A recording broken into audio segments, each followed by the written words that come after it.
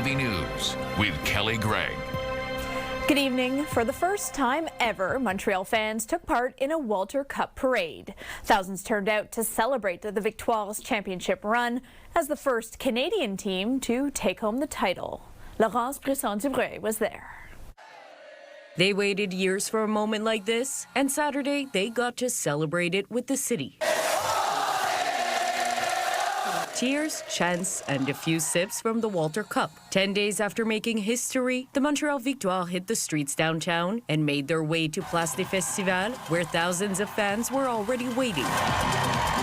It was a chance for players to soak it all in and say thank you. You guys absolutely surpassed what we were expecting. It's absolutely amazing. We love you guys so much. Having a fans, it helps us when it's down, and it brings us on top when it's good. It was also a moment for longtime fans. We've been waiting for this day. This is a huge moment for women and little girls. We've been following the girls since they were in the CWHL. So to see them from arenas where you've got like 30, 40, 50 fans, to seeing them in Verdun, to seeing them in Place Belle, it's been a pretty amazing experience. The pride extended far beyond the players on the ice. Corey Chevery has been behind the bench since day one. It's a moment I'll never forget, and I want to live it over and over and over again. Among those joining the party was Montreal Mayor Soraya Martinez-Ferrada. She called the championship a milestone for the city and a powerful symbol. Having a woman mayor again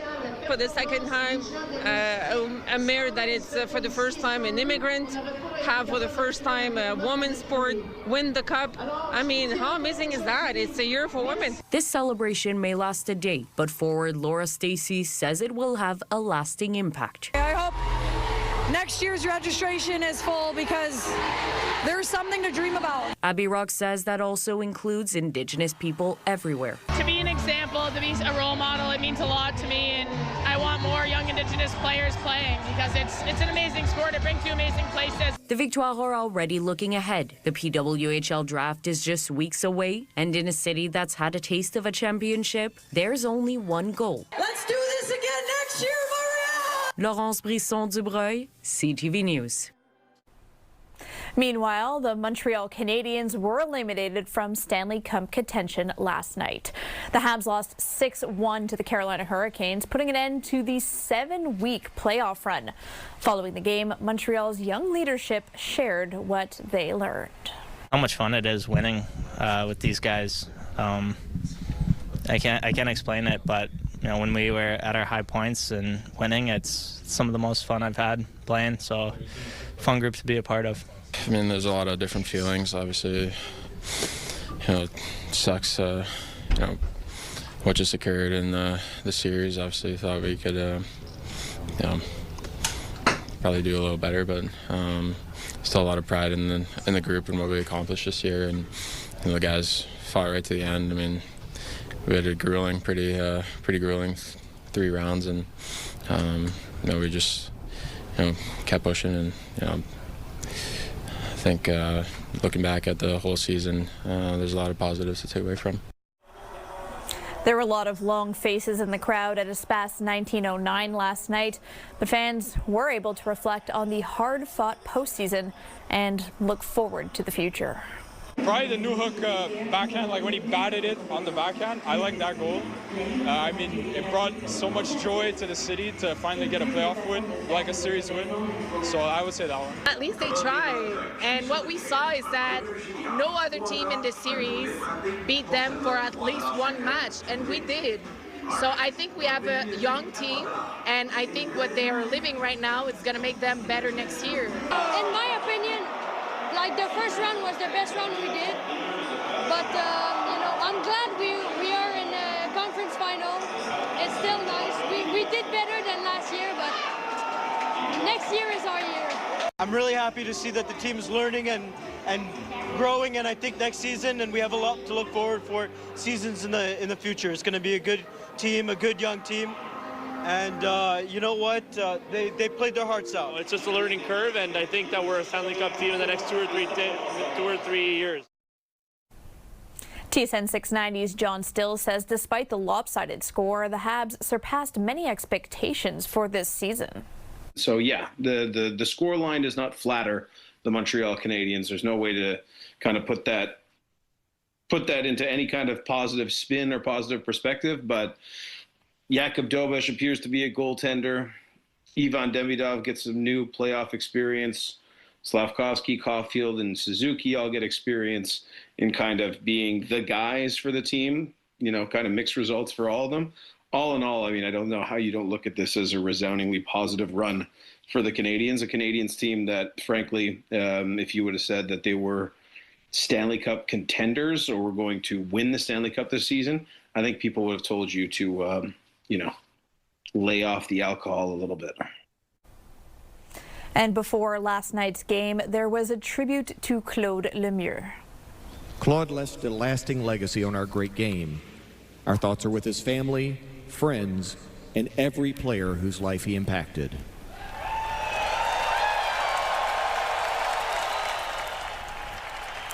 Lemieux won 4 Stanley Cups and played for the Canadiens and for the Hartford Whalers, who eventually became the Carolina Hurricanes. He died on Thursday by suicide. Join us as we honor both nations. It wasn't a good night for cyclists at last night's Tour de Nuit.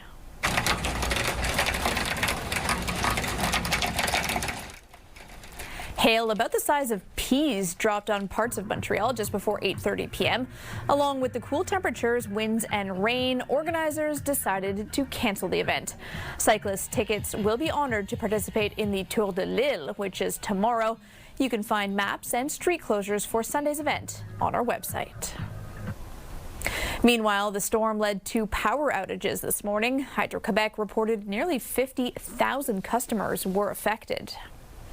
Provincial police made a grim discovery in Gunnisatawge. A young man's body was pulled from the bottom of a septic tank.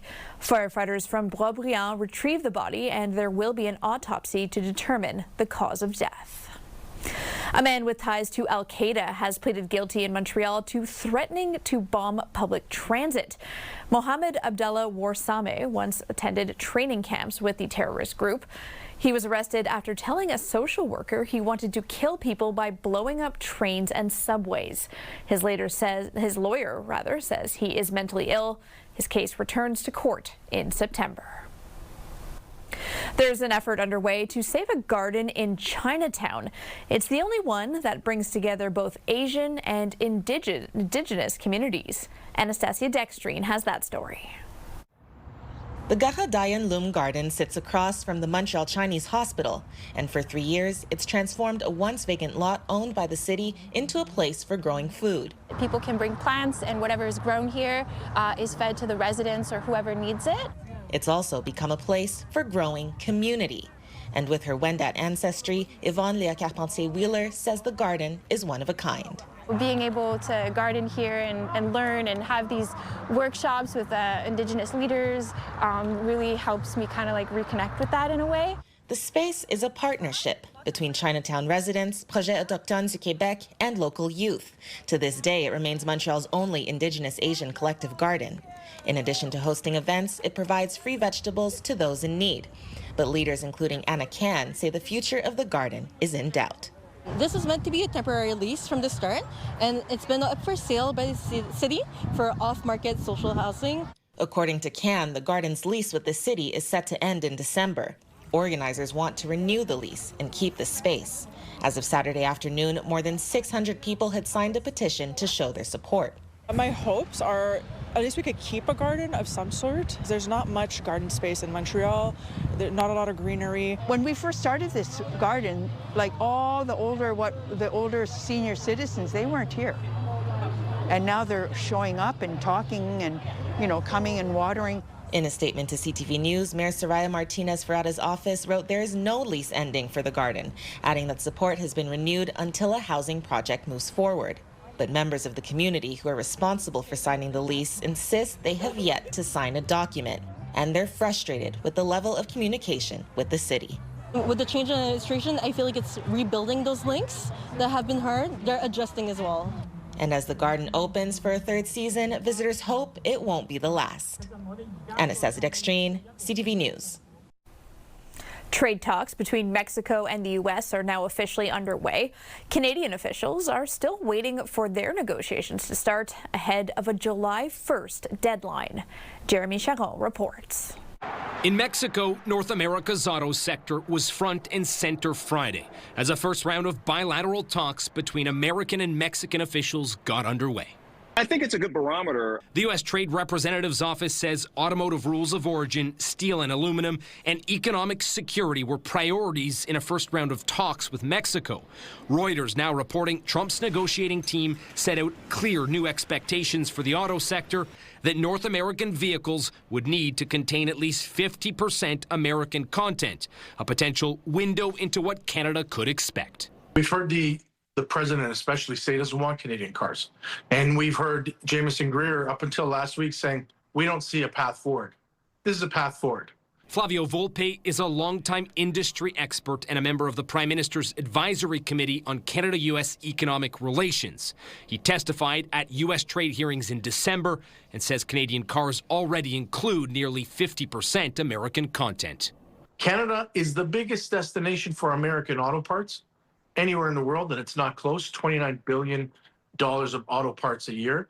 And so the Americans can say that this proposal is one that supports their industry. If it happens to work for ours, it's a bonus. A signal, perhaps, of a thaw in trade tensions on the heels of a clear message for Washington from the Prime Minister in New York this week. Canada Strong will help make America great again. Meanwhile, Canada's former U.S. ambassador expressed optimism the deal will remain largely intact in an interview with CTV Question Period set to air Sunday. Where the changes will come will be modifications to that or additions to that, or, that's what this review is about. You don't think it'll be fundamental? I personally do not believe that the agreement will go away. This all comes ahead of a high-stakes visit to Washington next week for Dominic LeBlanc, the minister in charge of Canada-U.S. trade, with still no sign of when official negotiations between Ottawa and Washington will get underway. Jeremy Sherrill, CTV News, Ottawa. Canada Post workers will vote today on a tentative agreement following 2 years of labor disputes. The agreement includes a 6.5% wage hike in the first year, with additional increases of 3% and 2% in the following 2 years. The workers are also voting on whether to strike should negotiations fail. The Canadian Union of Postal Workers negotiated the deal on behalf of its 55,000 members. The loss of a loved one can be especially difficult and confusing for a child. That's where Myra's Kids Foundation comes in. Lauren Fernandez explains. So I said, how can we bring him into the picture? And we're wearing all of his shirts. Jessica Senior still thinks of her late husband, Ben, every day. He died 5 years ago from cancer. It happened in the midst of the COVID lockdown. We found out that he had stage 4 renal cell carcinoma. And in doing my research, I discovered that the chances of survival were quite slim. I sought support. My children were 2, 4, and 6 at the time. Too young to process the loss, Myra's Kids Foundation became a lifeline for the family with year-round support programs for free. I'm raising my kids to be emotionally intelligent, to have the awareness to talk about their grief and not bottle up their emotions. That's exactly why John Ryder started the foundation 9 years ago and named it after his mom. My mom died when I was 3 years old. And in the early 1960s, when that tragedy befell me, there was no support network. Hoping to change that for future generations, Ryder decided to create what he calls a safe space to honor loved ones, including a camp. We have a memory board where everybody brings a picture and they introduce us to their special person. We have on the last night of camp a lantern ceremony where the children have decorated lanterns and they send a special message to their special person. Everyone has a similar story a bit, and it's nice to all be together there. The minute they step onto the bus to go to camp, they turn to each other and they say, who died in your family? Something that you could never do walking into school or feel comfortable doing something like that. So it's really something very special. The seniors say they found a true support system and second family. I have made such wonderful friends, and there's an unspoken bond. Making a difference for so many, John was awarded the King Charles Coronation Medal. It was very, very meaningful. I was very humbled by it. My mom would be exceptionally proud. He says the foundation is a way to keep his mother's memory alive while helping children and their families heal. Lauren Fernandez, CTV News. The streets of Verdun were filled with music today.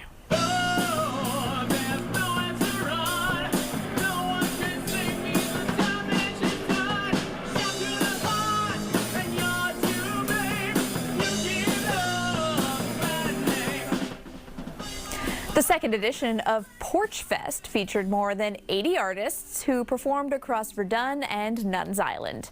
Although the weather was a little cold, hundreds came out to enjoy some local talent. Organizers say the event isn't just a celebration of music, but a way to bring the neighborhood together. I grew up in NDG and they do it there, the NDG Porchfest, and I think it's such a great idea. And now we live in Nuns Island and we're trying to promote community locally, and we figured this would be an amazing fit. And then of course, do it in Verdun, because like, how cool is Verdun? Artists, we already have a porch, so if they're from Verdun, they have their own porch. If they're outside of Verdun, I will match them with porches. So Verdunners will volunteer to let their porch be used for Porchfest, and I'll match them up with a performer. And you saw the jackets and scarves there, so time now for a first look at your forecast. We're at 17 degrees in Montreal, 16 in Quebec City, and 14 in the eastern townships. Enjoy the sunshine while you can, because we wake up tomorrow to clouds and rain, the high 18 degrees. Clearing skies for the rest of the week, though. We'll see more sunshine as it goes on and warming temperatures. Thursday looking like the winner of the week so far, with a high of 28 degrees.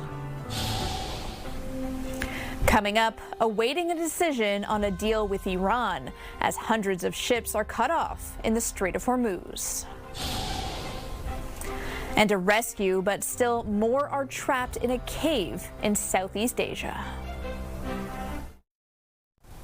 Donald Trump is weighing a decision on a deal with Iran as a floating mine was reported in the Strait of Hormuz, with hundreds of ships stuck in the middle. Ian Pannell has the latest. Tonight, despite the serene scene, a warning of a new danger in the Strait of Hormuz, a suspected sea mine. The country of Oman sending out the alert today to more than 1,500 vessels stuck in the strait, closed off by Iran for weeks now, and the US in turn blocking all traffic in and out of Iranian ports. The blockade is very much still in place. And today, a U.S. official tells ABC News several U.S. troops and civilian contractors suffered minor injuries from an Iranian missile attack this week in Kuwait. All returned to duty. The White House says President Trump held a meeting in the Situation Room last night to make a final determination about a deal with Iran. We can make a good deal right now, but maybe not a great deal. And if it's not a great deal, we're not making it. President Trump is demanding Iran reopen the Strait of Hormuz, agree to never develop a nuclear weapon, and allow the U.S. to remove Iran's highly enriched uranium. Iran demanding the U.S. release $12 billion in frozen Iranian assets. But President Trump says no money will be exchanged until further notice. The agreement being negotiated is expected to extend the ceasefire, not end the conflict. I had a chance to talk to President Trump this morning. Any deal will be a good one, a great one. And he's patient in the pursuit of that. Which will mean high prices at the pump as one of the world's main oil routes remains out of action. Ian Pannell, ABC News, Jerusalem. The head of the World Health Organization is in the Democratic Republic of Congo today as it grapples with a rising Ebola infection rate.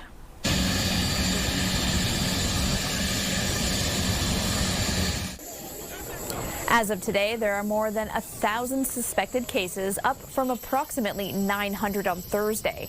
This latest outbreak, which began earlier this month, involves a rare strain already believed to have caused at least 200 deaths. The international community is involved under the leadership of the government of DRC. At the same time, community ownership is important. That's why we're here to discuss with the community to see how the response is, running, and if there are challenges to help. This week, the Public Health Agency of Canada announced it's temporarily blocking entry for people coming from Ebola-affected countries, saying it's necessary to reduce the risk of importing the disease. The World Health Organization, though, is asking countries with these policies to reconsider. 4 more men have been freed from a flooded cave in Laos. Today's rescue came 1 day after another person was pulled from the cave. They were trapped by rising waters 10 days ago. 2 others, though, remain missing. Former Attorney General Pam Bondi appeared on Capitol Hill Friday, answering questions about the release of the Epstein files. Michelle Franzen has more on that.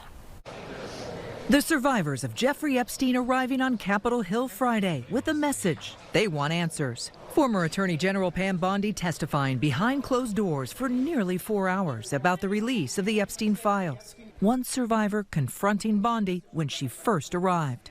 We did try to sort of like push our way through just to catch her eye for a moment, and she didn't acknowledge us whatsoever, just kept walking. Bondi testifying before the House committee about her role at the Justice Department, but the interview is not on camera and she was not under oath. Some Democrats say the public deserves to see it. She is supposed to be here under oath today on video, answering questions for the American people about her role and the direct hand that she had in this cover-up. In her opening statement, Bondi says she produced all documents required by the Epstein Files Transparency Act. She also testified that she did not lead every aspect of the file review, saying she delegated oversight to then Deputy Attorney General Todd Blanche. Multiple Epstein survivors confronted House Oversight Committee Chairman James Comer. Survivors' names over and over and over were exposed, yet we see time and time again perpetrators' names have been redacted when they shouldn't have been. Well, are we going to get some answers about I hope so. Those are the questions we're going to ask. And we're doing this. We want justice for the survivors. Epstein survivor Annie Farmer says she has many questions with how Bondi handled the case. We're really re-traumatized by a lot of the information that was released about victims, personal identifying information, names, photos. No one has taken accountability for those mistakes or answered questions about this process. Bondi is now the second Trump cabinet official to testify behind closed doors as part of the Oversight Committee's Epstein probe. Michelle Franzen, ABC News, New York. After the break, 2 men charged after using AI to create sexual content of real people. And after a South Shore brawl was filmed, how to navigate the conversation about social media clout and peer pressure. Tonight, shifting gears on tariff relief. Very steep departure from we don't want cars from Canada. Trump's new position on car manufacturing and what it means for Canada. Later on CTV National News and Watch on Crave. A video of a brawl on the South Shore has led to the arrest of 13 minors. It shows a fight with those filming, encouraging those involved, and not calling police. So if your child ends up in this situation, what do you do? Tina Montre is with McGill's Department of Education, and she joins us now. Thank you so much for being here, Tina. It's a pleasure. Thank you for having me. Okay, so first off, how do you even start this conversation about what to do in a situation like this one with your children? Yes. So I think the best thing to do is just really ask an open question, like ask our teen what they know, what they've heard, what their friends have talked about regarding this event or similar events. And it's to basically engage in a conversation where we try to really get them to tell us, for example, what are their thoughts about those types of events? Have they ever been in a similar situation? And then maybe extrapolate to, well, if let's say you were in a situation such as this one, how would you react? And I think maybe also try to talk about the different types of reactions that one could have, because there's always the person that's engaging in the violent behaviors. There's the kind of person that's there as a bystander, not really doing anything wrong per se or attacking, but you're still there. You're not necessarily inhibiting these things from happening. And then you can also engage in, for example, what we've seen that's happened, like film, or sort of profit from those types of events, even though you're not the one harming. So I think you want to have those conversations with your children, be aware of what's happening online, what teens do, where they get their rush, or what they try to do to become more socially desirable, especially with social media, so that you have the vocabulary to actually have these conversations with them. But let them lead the discussion and try to just fill in the gaps wherever there's a gap or where they're not necessarily speaking.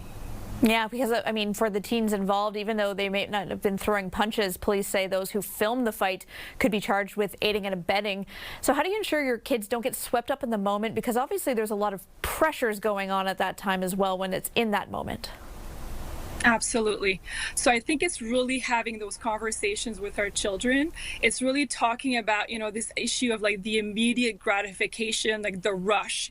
We have to understand that teenage years, if you recall, or maybe you don't, but it's really sort of chronologically developmental. It's normal for them to want the rush, but you have to explain, for example, what might be more adaptive or safe ways or secure ways to do that.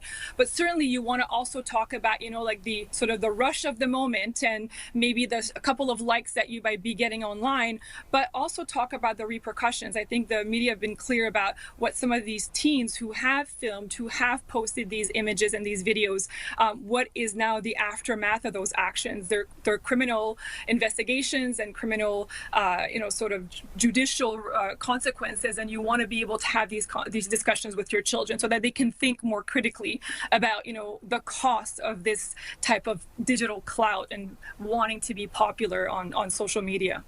Yeah, you mentioned digital clout. I mean, it seems like the first instinct when something like this is happening, or even, something else like a car crash, a medical emergency even, is pull out the phone and film, because whether we like it or not, those videos do well online. They get a lot of eyeballs. So how do you kind of approach that? Because, of course, kids also want to be popular online and have those videos do well. Yeah, well, I think there's many ways to answer this question, but really sort of more like not from preventative stance, but more sort of like, how do you deal with it when it happens? I think the thing we have to teach our teens and our children is that when we are witness to these types of violent events, the first thing that we need to do is really remove ourselves from these situations, is to seek safety at the cost of what social consequences might be, our friends putting us down or really ridiculing us. So we really have to teach our kids that sometimes it's actually the right thing, or it's actually cool to be in the moment, or by certain people to be uncool. And then the next thing you want to do is to make sure that your teens feel comfortable calling you or contacting you so that they can seek help. And so really the previous question with regards to how do you approach this situation, how do you discuss it with your teen, talk about the consequences that are sort of judiciary or whether it's like illegal, and then talk about here's what you need to do in order to avoid that. And perhaps like if your teen wants to engage in things that are more online, it's to think about adaptive and things that will actually be beneficial, pro-social, to really help them grow, maybe a following, but a following for doing, sort of community or good things to our society, and not things that could actually hinder other people's safety and worst of all, get them into trouble as well. All right, Tina, we'll have to leave it there. We're out of time, but certainly very interesting. Some great advice for parents. Thank you so much for joining us. You're most welcome. Thank you so much. 2 men were charged in Ottawa for using artificial intelligence to create sexual content of people without their consent. Police say there are more than 50 victims. Josh Morano explains. It started with one report to the Ottawa police and quickly grew. Two men now facing dozens of charges after a months-long investigation into the alleged use of artificial intelligence deepfakes to create sexual content without consent. Oftentimes people are not aware that they are victims. The investigators reaching out. Ottawa police confirming they've identified over 50 victims across Canada, ranging from 16 to 55 years old, including 27 women in Ottawa, but say that number could continue to climb. It is still very much an active investigation, and you will understand that there's a lot of information to go through cell phones and everything else. So I anticipate down the road there will be further charges. According to court documents, the alleged incidents happened between August 2020 and December 2025. Police arrested Stephen Lowe in February, a 60-year-old man from Nova Scotia. He's facing 79 charges, including harassment, uttering threats, and publishing child sexual abuse material online. The individual had resided in Ottawa and had moved from this location as a result of additional judicial authorizations. We were able to determine where the individual was, and as a result, the RCMP assisted with an arrest in Nova Scotia. Earlier this month, a second arrest. 38-year-old Gregory Van Beek from West Nipissing, Ontario, near North Bay, now faces charges including conspiracy, threats, and publishing intimate images without consent. Anybody with basically a photo off the internet and a disturbed mind can create basically any video they want of somebody. Deepfakes are digitally created or manipulated images or videos designed to make a person appear to be doing or saying something they never actually did, created using artificial intelligence. There's a social awareness around these as an increasing problem. We need to pass laws to stop it. That is slowly starting to happen. The investigation comes as the federal government pushes forward with Bill C-16, proposed legislation that would expand Canada's laws around the non-consensual sharing of intimate images to include AI-generated deepfakes and other digitally altered content. Josh Morano, CTV News, Ottawa.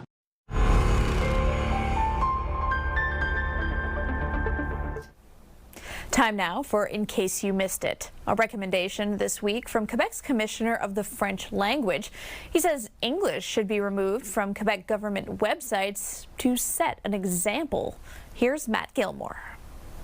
When you visit a government website like revenuequebec.ca, there's a button at the top right corner that says English. Click it and an English version of the website will appear. But a recent report by the Commissioner of the French Language argues government websites should be in French only, with limited exceptions. The idea of the Charter of the French Language in 1977 was to say, let's create spaces within which the use of French will be mandatory, will be required to counterbalance the influence of English. Benoit Dubreuil is the man tasked by the National Assembly with monitoring the implementation of the Charter.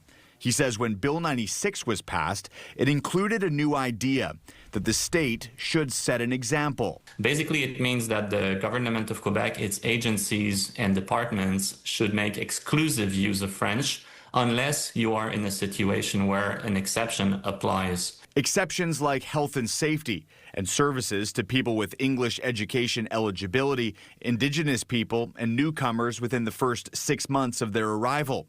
In 2023, the French language minister insisted the government would rely on the good faith of Quebecers, and banners started appearing on government websites linking to the policy. From our perspective, this approach is not effective. Instead, Dubreuil says English online services should only be available after eligible Quebecers have logged in. If you have like those private spaces where you have to log in, I think the implementation is pretty easy. But for advocates of the English-speaking community, that's a concerning idea. We're talking about really surveillance of the English-speaking community.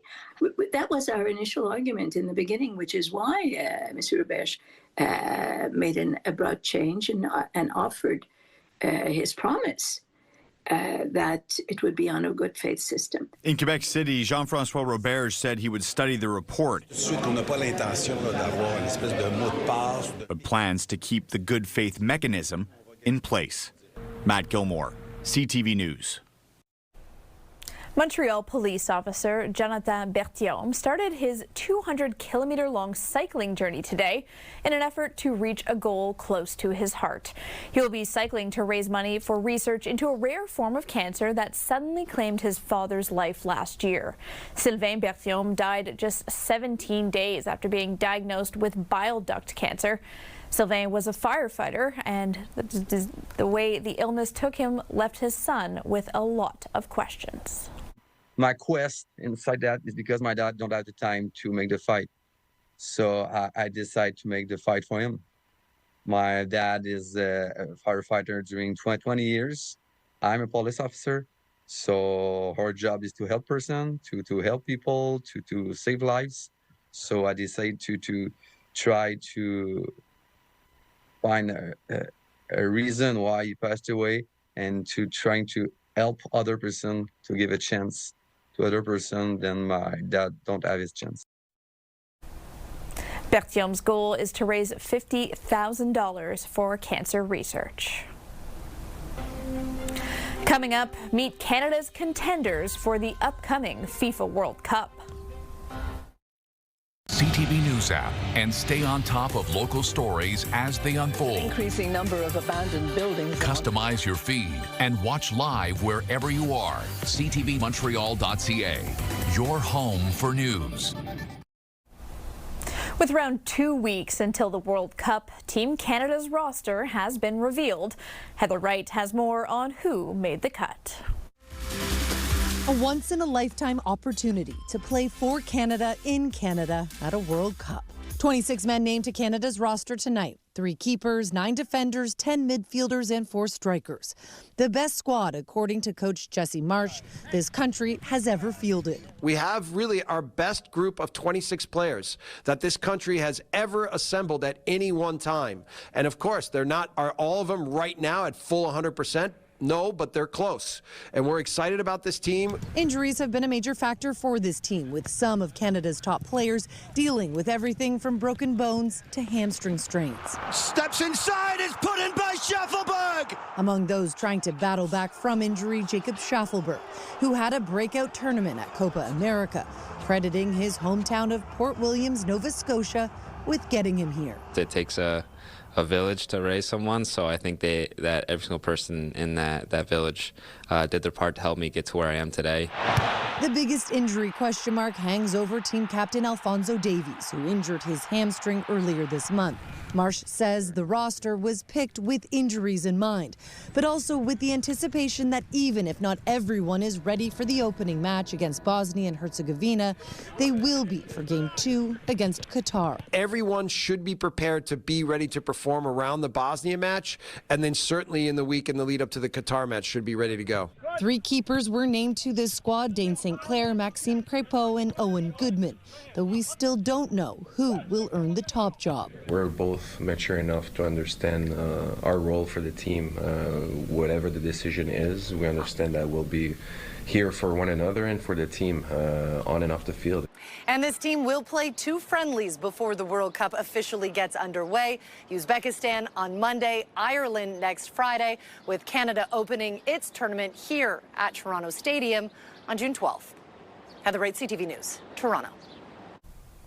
And 6 of the players on Canada's roster are Quebecers. They are Montreal's Moïse Bombido and Ishmael Kone, Matthew Chouanière from Saint-Alexandre, and keeper Maxime Crépeau from Greenfield Park. Longueuil's Nathan Dillon Saliba and Luc Desfaugerolles, whose father was born in Montreal. And Bryan Adams will be headlining a first-of-its-kind countdown concert in Toronto ahead of the FIFA World Cup.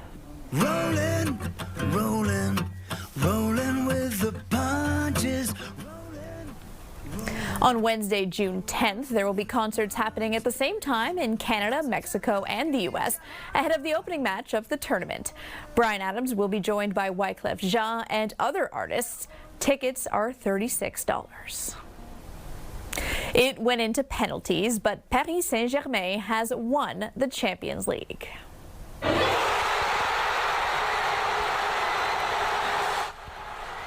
PSG fans erupted into cheers and screams the moment their team beat Arsenal to capture the Champions League final.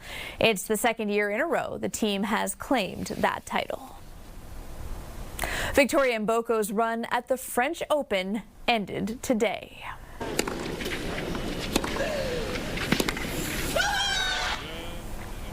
The number 9 seed lost in a marathon 3-set match to American Madison Keys. It's the second straight year Mboko failed to make it past the third round of the tournament. She is the last Canadian women's player in the draw. With speed cameras banned in Ontario, some cities are trying new ways to get drivers to slow down. Peter Sperling has that story. Work is underway to install a speed cushion here in an effort to slow traffic down on Nina Igurin's East Ottawa Street. Cars are speeding here at 60, 70 kilometers an hour. It's ridiculous. So whatever we have, it's going to help. But she'd rather see a speed camera. Speed camera. With the speed camera, at least they would get like a fine, right? So I was never in agreement of getting rid of those, especially like there were schools around here. The province banned photo radar last fall, and while her street didn't have a speed camera, areas that did could be getting traffic calming measures like speed bumps and speed cushions. So what exactly is the difference between a speed bump and a speed cushion? Well, this one is under construction in East Ottawa, and when finished, councillors say vehicles like fire trucks will be able to go right through it without having to slow down, whereas regular cars will need to. This only applies to 2-lane roads. You can't do this on a 4-lane road. But on the side streets, this is what the actions we're going to take to ensure that we try to slow traffic down. The City of Ottawa is eligible to receive nearly $24 million in funding from the province to implement traffic calming measures and signs at former photo radar locations. I wish they would have left them in the school zones. Data from the city shows more drivers have been speeding in school zones since the cameras were turned off. You know, when it was there, they slowed down a bit, but now it's really bad. Shannon Villeneuve would like to see the one along Queen Mary Street come back and doesn't think speed humps will make a difference. That's not going to do much. They'll just go fast over it. Back on Igurin Street, residents are mixed about speed cushions. I think it'd probably slow them down. I don't know if that's going to help. Like, I think it's going to be better than what was in there before, honestly, but I don't know. Peter Sperling, CTV News. A giant trash pile in Moncton is growing by the day, and so too is neighbors' anger. Derek Haggett has that story. Isn't that crazy? Nathan Daigle first noticed all of this trash beginning to pile up about a month ago. Every day we come home from work, it seems to be a little bit bigger, so we would hope the city would do something about it, but they haven't done anything about it yet. His neighbor across the street, even less happy about it. I think it's embarrassing and I think it's disgusting that the city would allow that to pile up and stay there as long as it's been. Bedposts, chairs, living room furniture, vacuums, an artificial Christmas tree, even a pizza box have all been tossed aside. The pile is spilling over to the sidewalk. It's been an eyesore for a bit there, so it's not really something nice to look at whenever you come out of your house there, but wondering whenever the stuff is going to be picked up by the city or somebody's going to do something about it at least. A spokesperson for the City of Moncton confirms that bylaw enforcement has received a complaint about the giant pile of garbage here on Whitney Avenue, and they are investigating. Neighbors did see some activity earlier this month. Whenever people were seen to be moving out maybe, and then they just put a whole bunch of stuff out to the curb, and then afterwards it just disappeared, so no movements ever since. Moncton does offer a bulk waste collection program for residents who apply in advance for the service. This home appears to be vacant. Derek Haggett, CTV News, Moncton. Coming up, an artistic approach to an impending loss. A Vancouver creator is sharing his artistic vision despite being close to losing his own. Adam Sawatsky explains. Well, he regularly rummages round the back of thrift stores looking for random things. The worse condition, almost the better. What Ian Baker is specifically searching for is inspiration. It's almost a little bit exciting because I know that there's potential for this item. Although this basement is full of his finds, Ian never has a plan for the pieces. And you just start grabbing some parts and see what fits together. And even though none of them were designed to align, Ian can always find a creative way to connect them. It's just like playing, basically. And once Ian adds the eyes, a lot of them have little souls. They seem to come to life. It's a joy. You just feel like you've almost birthed something. And like the pride parents feel for their children, Ian can boast that his creations have grown up to become airplane pilots, race car drivers, musicians, and baseball players.